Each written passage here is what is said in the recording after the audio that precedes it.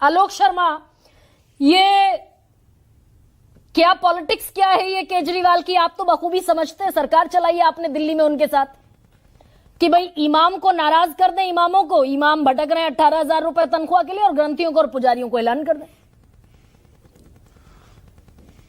देखिए, मुझे लगता है कि दिल्ली में 10 साल 11 साल में केजरीवाल जी ने दिल्ली का बेड़ा गर्क कर दिया है। अब जमीन खिसक चुकी है। पिछले 30 दिन में इस तरह की 5 योजनाएं वो लेकर आए हैं। इसको आप फ्री भी कहिए, इसको आप रेवडी कहिए, इसको टैक्स पेयर्स के पैसे से सीधा सीधा वोट खरीदना कहिए, कुछ भी कह सकते हैं आप। योजनाएं हैं, दूसरी पार्टियां भी विरोध नहीं कर पाएंगी क्योंकि कोई एक पार्टी उसको हिंदू मुसलमान का रंग देगी, दूसरी पार्टी उसको कहेगी कि साहब आप बाकी अपने राज्यों में लागू करके देखिए इसको। दोनों जगह ही वक्फ बोर्ड से पैसा आता, हरियाणा में भी और दिल्ली में भी, लेकिन दोनों ही सरकारें कहती हैं कि हम दे रहे हैं पैसा। नायब सिंह सैनी भी अपनी पीठ थपथपाते हैं और केजरीवाल भी पीठ थपथपाते हैं। लेकिन दिक्कत यह है कि सबसे महान झूठा और भ्रष्टाचारी मुख्यमंत्री अगर इतिहास में ढूंढेंगे तो यही व्यक्ति है, जिसने 460 डिस्पेंसरी दिल्ली में बंद कर दी हो, जिसने 0 हॉस्पिटल बनाया हो, एक भी हॉस्पिटल नहीं बनाया, एक भी सीवरेज ट्रीटमेंट प्लांट नहीं बनाया है, 0 बस खरीदी है जिस आदमी ने, 0 राशन कार्ड बनाया है, 0 टेम्परेरी टीचर्स को परमानेंट किया है। लेकिन वो कहते हैं कि साहब मतलब उन्होंने तो मतलब विदेश तक भी नाम रोशन कर दिया और पता नहीं क्या क्या, और हमने तो मतलब world class education, world class मुख्यमंत्री के साथ। देखिए, मैं फिर कहूंगा, हमने कहा बिल्कुल गलती थी हमारी और मैं भी विरोध में था, माकन जी भी विरोध में थे, लेकिन इंडिया गठबंधन का कहीं ना कहीं दबाव था और हमें मानना पड़ा। पंजाब से टीचर्स आके बैठे हुए कि हमें परमानेंट कर दो, उनको कर दो ना टीचर्स को परमानेंट। यहां के पुजारी तो संस्कृति के वाहक हैं। और वहां वो पंजाब के जो पुजारी हैं और ग्रंथी हैं, क्या वो संस्कृति के वाहक नहीं है? तो ये इमाम यहाँ पर जो बैठे हुए हैं वो नहीं है क्या? ये है पॉलिटिक्स क्या है भाई? इमाम नाराज हो तो होते रहे। देखिए, मैं सीधा सीधा कह रहा हूं कि जब शुरुआत हुई तो ये था कि हम भ्रष्टाचार को मिटाएंगे, जन लोकपाल लेकर आएंगे, नशाखोरी को मिटाएंगे, शुद्ध पानी देंगे पीने का, जहां झुग्गी है वहां मकान देंगे। इस तरह के वायदे हुए थे, इसी के नाम पर आए थे। हम तो वैकल्पिक राजनीति करेंगे। आज वैकल्पिक राजनीति ये कर रहे हैं कि पहला हिंदुस्तान का मुख्यमंत्री है जो अपने शीश महल में क्या बनवाता, मिनी बार। सीएजी की रिपोर्ट में खुलासा हुआ कि लाखों रुपए का मिनी बार बन रहा है। मतलब पहला मुख्यमंत्री देखा है। जब शीला जी थी तब तो हमारे समोसे और चाय के कप गिने जाते थे और आज मिनी बार बनवा रहे हैं लोग।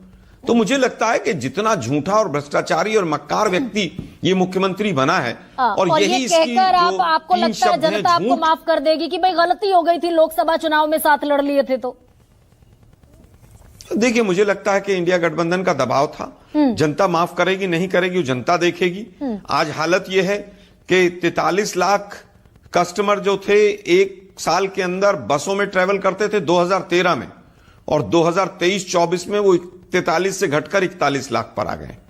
उसके बाद भी जबकि आपने सब कुछ फ्री करने का वादा किया, आज हालत यह है कि दिल्ली जल बोर्ड कितने घाटे में है इनको भी नहीं पता है। अच्छा, आज हालत यह है कि जो डिस्कॉम्स का अकाउंट चेक होना था। मैं ही पूछ लूं कि आगे बढ़कर ये इमामों को नाराज करने का जोखिम केजरीवाल इसलिए ले रहे हैं कि भाई लोकसभा चुनाव में कंसोलिडेट होकर मुस्लिम चला गया कांग्रेस के पास, 52 से बढ़कर सीटें हो गई 99, तो एड्रेस करने की जरूरत ही नहीं है, वो बड़ा स्वाभाविक मानकर चल रहे हैं केजरीवाल की ये कांग्रेस का वोट बैंक है।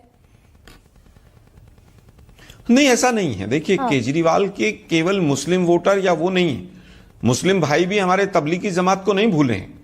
मुस्लिम भाइयों ने देखा किस तरह से सीए और एनआरसी और आर्टिकल 370 का धड़ल्ले से बीजेपी का पूरा साथ दिया है केजरीवाल ने।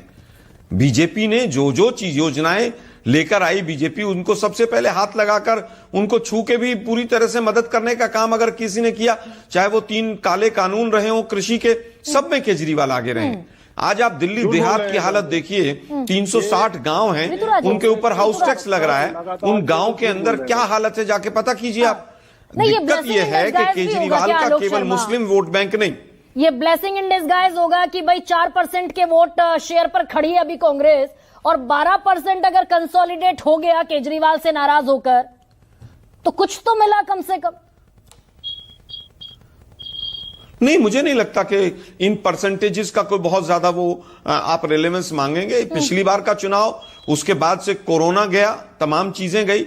जो कहते थे कि हमेशा से हमने तो पता नहीं दिल्ली को कहां पहुंचा दिया।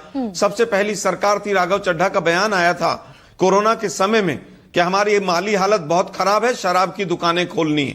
पहली सरकार है जिसने एक शराब की बोतल के साथ दूसरी शराब की बोतल देने का काम किया। मुझे नहीं लगता कि 2020 और 25 में बहुत डिफरेंस है।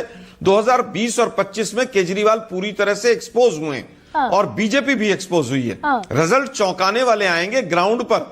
आप देखिए, केजरीवाल की पार्टी के कैंडिडेट्स का चुनाव नहीं खड़ा हो पा रहा है, और जहां पर बीजेपी की बात है वो तो अभी से पैसे बांटने शुरू कर दिए। आप देखिएगा, इस बार कांग्रेस बहुत अच्छे वोट परसेंटेज के साथ अच्छी खासी सीटें जीतेगी। तो